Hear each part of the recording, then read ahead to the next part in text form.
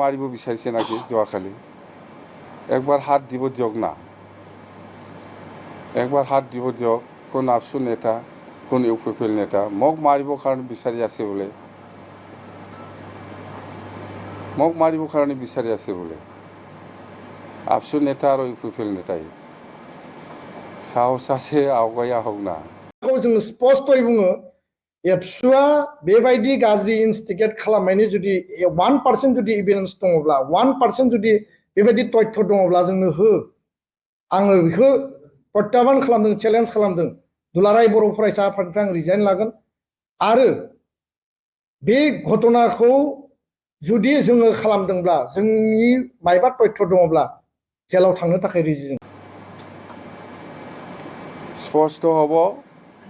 रायजो लाहे लाहेके কোনে কি ডিসিশন দি পেলাই আহিছে দিছপুৰত এইটো স্পষ্ট হ'ব মই মোৰ মুখেদি নকম ইউপিপিএল কোন নেতা আফসুৰ কোন নেতা আজিৰ দিনত 6 জনগোষ্ঠী এছটিকৰণৰ ক্ষেত্ৰত কাক কি কৰিব লাগে কাক কি পৰ্যায়ত ৰাখিব লাগে এইবিলাক ডিসিশন দিয়া আফসু লিডাৰ আৰু ইউপিপিএল লিডাৰ মোক লৈ আজিলৈকে দিছপুৰ বা দিল্লীয়ে এই 6 জনগোষ্ঠী ইছ্যু লৈ পেলাই আলোচনাই কৰা নাই কিন্তু কৰিছে ইহঁতক লৈ পেলাই বুজি পাইছে হাল্লা কৰ হাল্লা কৰি থাকিলে হ'ল কি নাটক কৰিব বিচাৰিছে ৰাইজক ইমান কিমান দিন ৰাখিব পাৰিব এনেকুৱা ৰাইজক আন্ধাৰত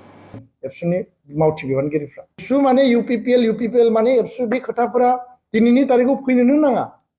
इसु भित्तिक मालाबा एबसुआ इउपिपिएलखौ मदद खालामदों बिनि मिनिङा बे नङा जे इउपिपिएल माने एबसु माने इउपिपिएल एबसुआ जाबाय जातीय संगठन एबसुआ जाबाय फरायसा आफाद इउपिपिएलआ राजनीतिक दल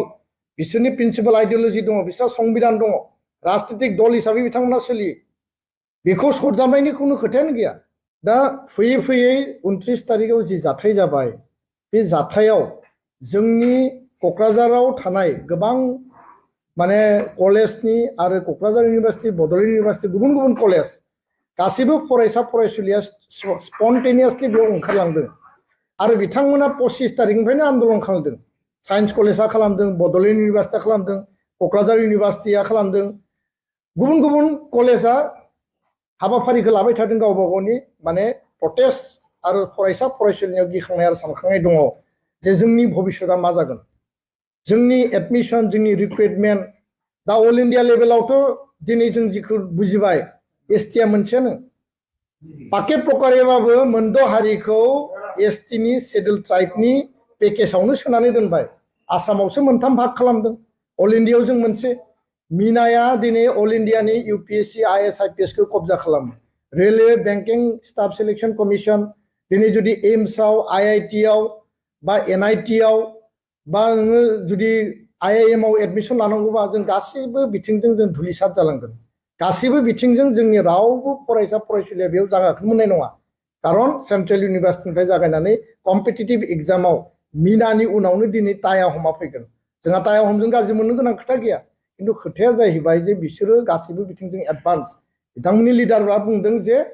जोंनो एडुकेशननि रिजार्भेशन नाङा साख्रि बाख्रिनि रिजार्भेशन नाङा किन्तु एसटि माने गासैबो कटाखौ बिसोरो एन्जय खालायगोन दा खोथाया बेबायदि परिबेशखौ गिनानै फरायसा फरायसुलि बिथांमोना 25 तारिखनिफ्रायनो ग्रुप अफ मिनिस्टारनि रिपर्ट फैगोनखौ प्रतिबाद खालामनानै माने दाखिल खालामनायनि सिगांनो प्रतिबाद खालामनानै गावबा गाव इनस्टिट्यूशनाव धरना होदों प्रटेस्ट खालामदों पिसफुलि किन्तु बे खालि बिथांमोना जयेनलि हाबाफारि लादोंमोन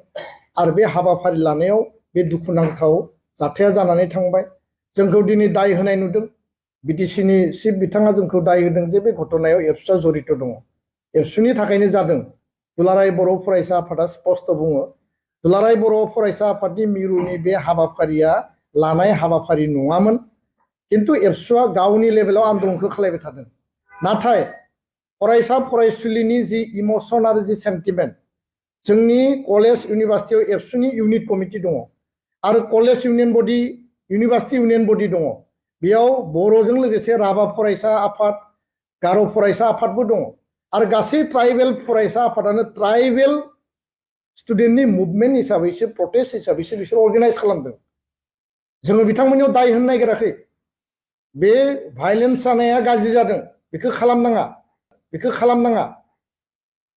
किन्तु बे जोंनि इउनिट कमिटिफ्रा आनसलिक अफिसनिफ्राय थांनाय सप्ता खनसे 10 दिननि सिगांनिफ्रायनो प्लेकार्ड फ्लेग बेनार लानानै बिसोरो बुंदों जे जोंबो प्रटेस्ट खालामगोन गावबा गाव आनसलिकआव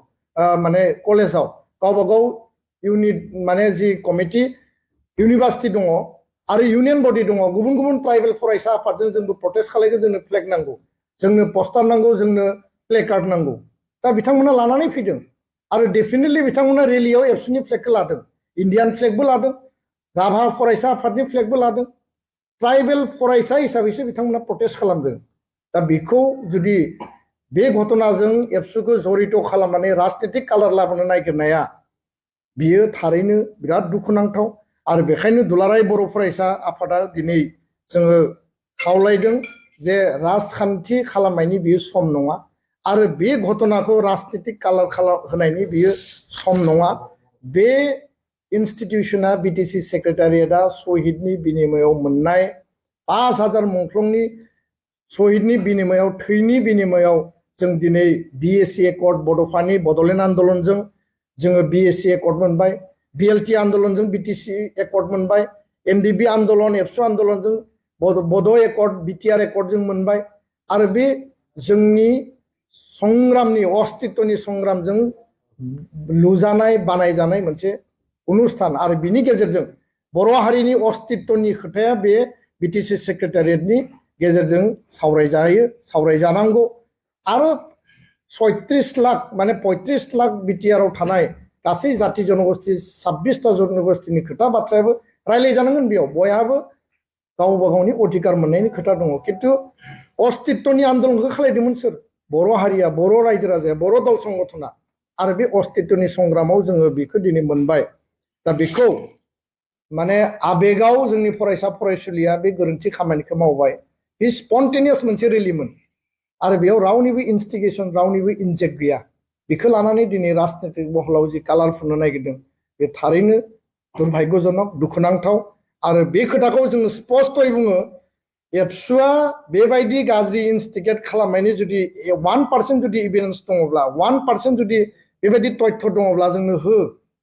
आङो बेखौ प्रत्याबान खालामदों चेलेन्ज खालामदों दुलाराय बर' फरायसा आफादनिफ्राय आं रिजाइन लागोन आरो बे घटनाखौ